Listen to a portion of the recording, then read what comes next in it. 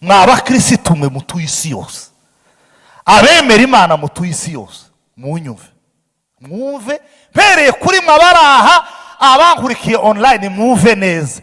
Andi mayeri woyagerageza, birashoboka wogerageza ukiba amafaranga ugahuguza abantu, ukubaka akazu kakaguha amafaranga, ukambara neza, ukajana abana ku mashuri meza. Ibyo birashoboka, ni bibi ndabibiyamye, ariko birashoboka. Ariko nta bundi buryo, nta mayeri yandi uzokoresha ngo utsinde Satani udasenga.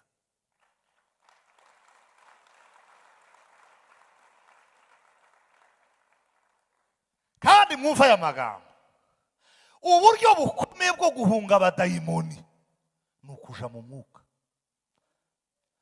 Ubu haje umuco wo mu muhanda, wo mwibarabara, umuco upfuye, ukuvuga ngo umuntu ngo ntazosuhuza abantu, ngo ntazegerana n'abantu, ngo ntazogira gute, ngo batazomuroga. Ndakurahiye ntaho uzohingira uburozi, kure hakomeye. Ijambo umuntu azahungiramo abarozi n'uburozi ntibamubone ntibumugereho, ni ukuja mu mwuka.